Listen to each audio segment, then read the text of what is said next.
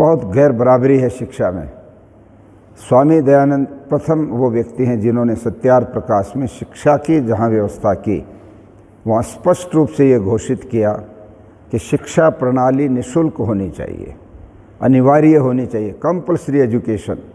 एक भी बच्चा स्कूल से बाहर नहीं होना चाहिए, कितना ही कोई गरीब हो, कितना ही कोई अमीर हो, उसको स्कूल में होना ही होना चाहिए। सवाल उठा गरीब कैसे पढ़ाएगा, तो स्वामी जी ने उसके साथ ही अगली बात ये कह दी कि निःशुल्क होनी चाहिए, एक नया पैसे का खर्च किसी बच्चे से पढ़ाई करने लिया जाए, ना ट्यूशन फीस, ना भोजन की फीस, ना हॉस्टल की फीस, निःशुल्क शिक्षा, अनिवार्य शिक्षा। और तीसरी बात समान शिक्षा, इक्वल एजुकेशन। ये अलग अलग नहीं होगा, ये CBSE वाले हैं, ये वो हैं, ये हैं, ये हैं, नहीं, एक प्रकार का पाठ्यक्रम और एक प्रकार की शिक्षा व्यवस्था। और सत्यार्थ प्रकाश में वो स्पष्ट रूप से लिखते हैं इन तीनों बातों को साफ करते हुए कि ये जाति नियम और राज नियम होना चाहिए कि प्रत्येक बालक विद्यालय में जाए, अर्थात कंपल्सरी एजुकेशन होनी चाहिए। जाति नियम अर्थात पूरा समाज भी इसकी व्यवस्था सोचे, जिसका बच्चा नहीं जाए उसको बाधित करे कि स्कूल भेजो बच्चे को। वहाँ पर स्वामी जी लिखते हैं जो माता पिता बच्चे को स्कूल नहीं भेजते उनके लिए आदेश देते हैं, माता शत्रु पिता वैरी ये न बालों ने पाठित है। जो अपने बच्चों को नहीं पढ़ाते वो माता शत्रु है, वो पिता बैरी है। शब्द बैरी और शत्रु प्रयोग किया स्वामी जी ने, जो बच्चे को पढ़ाने नहीं भेजते, इसलिए समाज उनको भिजवाए। और राज्य का नियम होना, राजकीय नियम हो कि एक भी बच्चा स्कूल से बाहर नहीं होगा। आज हमारे देश में 13 करोड़ बच्चे बाल मजदूरी करते हैं। पढ़ाई की तो बात क्या है, अंधेरी कोठड़ियों में, तहखानों में उन बच्चों से काम लिया जाता है। पतली पतली उंगलियों वाले वो बच्चे जो बहुत महंगे महंगे कालीन बनाते हैं, उनकी उंगलियां पतली हैं, धागे पकड़ने में सक्षम हैं और उनको धूप नहीं लगती, कई कई महीने तक पीले चेहरे पड़ जाते हैं। खाने के लिए बहुत ही साधारण पेट भरने के लिए दाल चावल पानी का मिलता है, उनको 5 रुपये 10 रुपये दिहाड़ी मिल जाती है। घोर अत्याचार में जीने वाले बच्चे, कहाँ गई वो कंपल्सरी एजुकेशन। 75 साल का हम मना रहे हैं इस देश के अंदर, किंतु आज तक शिक्षा प्रणाली में हम लोग कोई परिवर्तन नहीं कर पाए। ये परिवर्तन तो करने के लिए लोगों के दिल में आग लगती है कि अकबर महान क्यों था, उसको हटा दो, हिंदू मुसलमान की सांप्रदायिकता फैला दो, ये भगवाकरण, ये फलाना करण, ये वो करण, ये करण। किंतु ये कोई नहीं देखता कि गरीब का बच्चा पढ़ेगा कैसे बराबरी करेगा अमीर के बच्चे की। ऋषि दयानंद ने शिक्षा में बहुत बड़ी क्रांति की और उन्होंने कहा है आवासीय शिक्षा होनी चाहिए, रेजिडेंशियल टाइप ऑफ एजुकेशन। सवाल उठा कैसे इकट्ठे रहेंगे, तो इतनी कठोर बात कह रखी स्वामी जी ने, शायद आज के समय में हम स्वीकार नहीं करेंगे माता पिता। स्वामी जी कहते हैं बच्चे का उपनयन संस्कार घर में कराकर या विद्यालय में जाकर वहीं कराकर वेदारंभ संस्कार कराएं और उनको विद्यालय में दाखिल करा दें। और विद्यालय का प्रिंसिपल या उसका आचार्य वो घोषणा करता है वहाँ पर माता पिता के सामने, आज से इस बच्चे को मैं अपने गर्भ में धारण करता हूँ, अब इसका पालन पोषण, इसका पढ़ना लिखाना, इसके संस्कार देना मेरा दायित्व है, आप निशंक होकर के अपने घर जाइए। और जब इसकी शिक्षा पूरी हो जाएगी, स्नातक बन जाएगा, तो खूब घोड़े से बजा करके इसको स्वागत के साथ आप ले जाइए। तब तक ना पत्र व्यवहार करना, ना इसमें बीच में इससे मिलना। कितनी बड़ी मतलब सख्त शिक्षा के क्षेत्र क्यों किया ये। बच्चा पढ़ रहा है, 1 महीने में पिताजी आ गए, माताजी आ गई लड्डू लेकर के, बच्चा देखते रोएगा, नहीं मुझे तो वापस ले चलो, मेरा मन नहीं लगता। 2 महीने तक उसका मन उखड़ा रहेगा, फिर जैसे लगा फिर कोई बहन आ गई, कोई रिश्तेदार आ गया, तुम बच्चे से मिलाओ, फल ले जाओ, फिर वो याद आएगा घर चलूँ, सबसे मिलूँ, खेलूँ। उसका सारा जो हो रहा है एकाग्रता पढ़ाई में मन लगा, वो सारा टूटता रहता है। और यदि उसको डे स्कॉलर बना दें, आवासीय में न रखें, तो वो बच्चा 6 घंटे स्कूल में और 18 घंटे बाहर के समाज की जहरीले हवा में रहता है। वहाँ उसको गंदे टेलीविज़न, गंदे और सारी चीज़ें देखने को दिखाई जाती जबरन। वो मास्टर के यहाँ स्कूल के वातावरण से बाहर आने के बाद पूरी तरह से फ्री हो जाता है। गली में मोहल्ले में गंदे बच्चे जो निकम्मे हैं, बीड़ी सिगरेट और दूसरे जुआ खेलने वाले या और गंदी आदतों में पड़े बच्चे, वो उसको अपना सदस्य बना लेते हैं टीम का। गांव के बच्चे तो गधे और कुत्तों के पीछे डंडे लिए घूमते रहते हैं। उनकी पढ़ाई का वातावरण, संस्कार का वातावरण बनेगा कैसे। गांव के अनपढ़ माता पिता होते हैं, बच्चों के निर्माण कैसे उनको कुछ नहीं पता, वो बेचारे धंधे में लगे रहते हैं, बच्चे फ्री हो जाते हैं और सारे बच्चे बिगड़ जाते हैं। इसलिए अवश्य शिक्षा के ऊपर स्वामी दयानंद ने जोर दिया, जहाँ 24 घंटे उनके ऊपर पूरी तरह से नज़र रहेगी, कब खेलना है, कब पढ़ना है, कब क्या काम करना है और किस प्रकार से इन सब चीज़ों का महत्व है। 24 घंटे वही शिक्षा, वही प्रबंध, तो व्यक्ति का निर्माण होता है।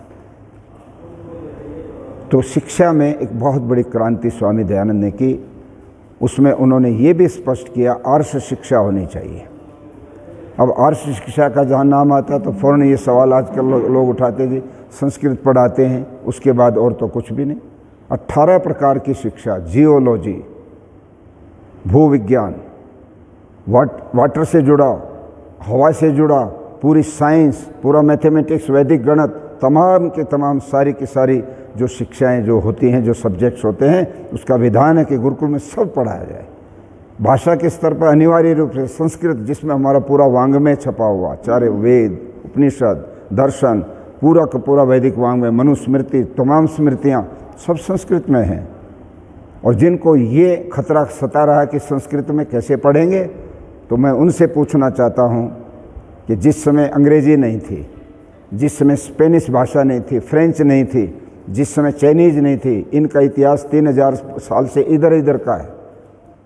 उससे पहले संस्कृत ही थी, किंतु संस्कृत के रहते कितना ऊंचा विज्ञान था, आप सोच करके देखिए।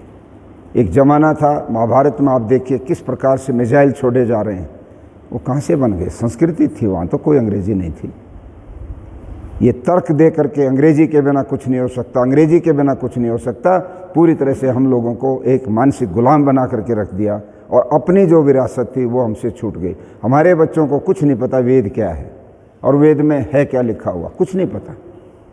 हम आइंस्टाइन का नाम जानते हैं, स्टीफन हॉकिंस का नाम जानते हैं बच्चे सब, किंतु हमारे जो वैज्ञानिक हैं, आर्यभट्ट है और जितने, उनके बारे में कोई नहीं जानता। ये जो ग्रेविटी का सिद्धांत है तो आर्यभट्ट ने 7वीं शताब्दी में कर दिया था, न्यूटन तो बाद में आया है, किंतु श्रेय न्यूटन को जाएगा। जहाज जिसने बनाया श्रेय उसको जाएगा, जबकि उससे 10 वर्ष पहले खुद बॉम्बे के नारायण राव ने, स्वामी दयानंद के शिष्य ने जहाज बना के खड़ा कर दिया था, उसको कोई नहीं जानता। पूरा विज्ञान वेद के अंदर विद्यमान है, तिनके से लेकर के जहाज तक का पूरा ज्ञान उसके अंदर विद्यमान है, परंतु उस पर गुलामी के 700 साल के दौर में कोई काम नहीं हुआ। सारा साहित्य जला डाला, ख़त्म कर डाला और शिक्षा प्रणाली बदल डाली और अंत में हम पूरी तरह से फिजिकली तो गुलाम रहे ही रहे, मानसिक रूप से भी हम गुलाम हो गए। उस गुलामी को तोड़ने का काम शिक्षा जगत में स्वामी दयानंद ने किया। इसलिए बहुत बड़े क्रांतिकारी अर्थात समग्र क्रांति के अग्रदूत थे। शिक्षा को सबसे ज़्यादा महत्वपूर्ण उन्होंने माना, इसलिए शिक्षा में आमूलचूल परिवर्तन करने की बात कही। पिछले दिनों आरक्षण की बड़ी बात उठी। मैं दक्षिण अफ्रीका से आया, मैंने आदित्य वेश जी को फ़ोन किया कि भाई गाड़ी लेके आ जाओ, फिर चल पड़ेंगे। इन्होंने कहा कि गाड़ी नहीं आएगी, आरक्षण के कारण से पूरा हरियाणा बंद है, गड्ढे खोद रखे हैं सड़कों पर, बैरियर लगे हुए हैं, नहीं आ सकते, आप वहीं रहो। मैं ऑफिस में आ गया, 3 दिन वहीं रहा मैं। 3 दिन के बाद रास्ता खुल गया, हम चले गए वापस। और रोहतक जाकर के हमने यात्रा निकाली, 1000 लोगों की मौन जुलूस। उसमें सिर्फ मैसेज देने के लिए एक बैनर लगा दिया, उस पर लिख दिया आर्य समाज का एक ही नारा, टूट न जाए भाईचारा। आपस में लड़ करके हम ऐसा ना हो जाए कि बहुत बड़ा आपस में गृह युद्ध छिड़ जाए। ये जाति के नाम पर जो लोग लड़ाते हैं, इसमें हमने नहीं पढ़ना। आर्य समाज सबको साथ लेके चलने की बात करता है। जुलूस पूरा हो गया, फिर प्रेस वालों ने मुझे घेर लिया और उनका स्वामी जी राजनीति भी, आर्य समाज भी राजनीति करने लग गया। ये तो राजनीतिक लोग स्टंटबाजी करते हैं, जुलूस निकाल देंगे, कभी मुंह पे पट्टी लगा लेंगे, कभी काला वो लगा लेंगे, कभी मौन कर लेंगे। आपने भी वैसे ही कर दिया, इससे समस्या का समाधान हो जाएगा क्या? ये आरक्षण की आग लगनी बंद हो जाएंगी? मैंने कहा बिल्कुल नहीं होंगी। हमने अपना एक वर्जन दिया है कि हम इस पक्ष में नहीं हैं कि आपस में लोग लड़ें, इसका समाधान निकालना चाहिए। तो बोले आपके पास क्या समाधान है? उस समय मैंने स्वामी दयानंद की शिक्षा प्रणाली के ऊपर पूरा विस्तार से डिटेल में मैंने उनको बताया।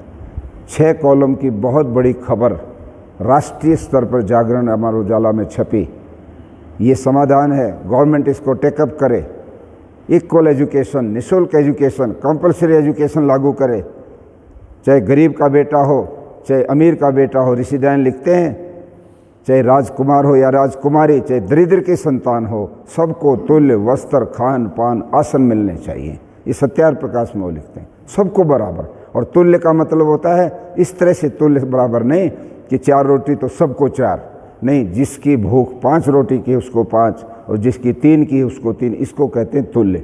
अर्थात उसकी आवश्यकता के अनुसार सारी की सारी चीज़ें उसको प्राप्त हों, चाहे वो राजकुमार हो, राजा का बेटा हो, चाहे अंबानी का बेटा हो, चाहे किसी और का बेटा हो, और चाहे गरीब घर एकदम गरीब आदमी निपटा उसका बेटा हो, सबको तुल्य मिले। आप कराओ और 10 साल के बाद उसका रिजल्ट लो। जो बच्चे उसमें से निकलेंगे बाकायदा मेरिट से, फर्स्ट टॉप पे कौन है, सेकंड पे कौन है, थर्ड पे कौन है, फोर्थ, तो न्याय होगा। और जिन बच्चों को फ्री एजुकेशन मिलेगी गरीबों की, उनको ये कहने की कोई बाद में ज़रूरत नहीं पड़ेगी कि हमारे साथ अन्याय हो गया, हम बच्चों को पढ़ा नहीं पाए। ये खुली दौड़ है, इसमें डालो अपने बच्चों को, दौड़ाओ। जो जाकर के पहले नंबर पर आ जाएगा वो फर्स्ट, उसके बाद जो रह जाएंगे वो सेकंड, फिर थर्ड, फिर सब लोग। किंतु आज ये नहीं हो रहा है। ये जब मैंने कहा इस पर उन लोगों के आगे कोई सवाल, मैंने कहा ये व्यवस्था राज्य की होती है, ये मेरी व्यवस्था नहीं है, मैं आर्य समाज इसको लागू नहीं कर सकता। हम विचार दे रहे हैं, हम अपने गुरुकुलों में ये व्यवस्था देते हैं, वहाँ कोई जाति नहीं पूछी जाती, कोई और कुछ नहीं पूछा जाता। जो बच्चा आ गया, गरीब का आया, अमीर का आया, एक निश्चित पट्टी पर बैठ के खाना खाते हैं। मास्टर भी वहीं बैठ के खाना खाता है, आचार्य भी वहीं खाना खाता है, बच्चे भी वहीं खाते हैं। किस जात का, किस गांव का, कहाँ का, गरीब का है कि अमीर का, कोई भी हम करते, पर वो तो एक टोकन है।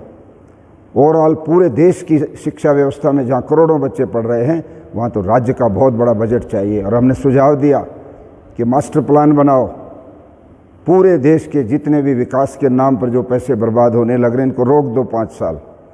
5 वर्षीय योजना केवल एजुकेशन पर लगा दो, सब जगह इंफ्रास्ट्रक्चर खड़ा कर दो, हॉस्टल बना दो और बच्चों को निःशुल्क दाखिल कराओ, अच्छे से अच्छे टीचर्स उसके अंदर करो और शिक्षा का रिजल्ट लो। फिर अगले 5 साल एक बहुत बड़ा मास्टर प्लान बनाओ, पूरी कृषि को स्वावलंबी बनाना है।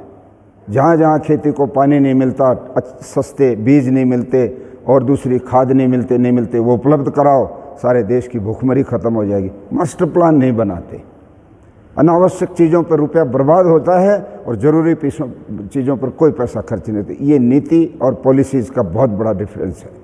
इसलिए स्वामी दयानंद ने शिक्षा के मामले में बहुत ज़बरदस्त काम किया और वो क्रांतिकारी सन्यासी इस मामले में माने जाते हैं।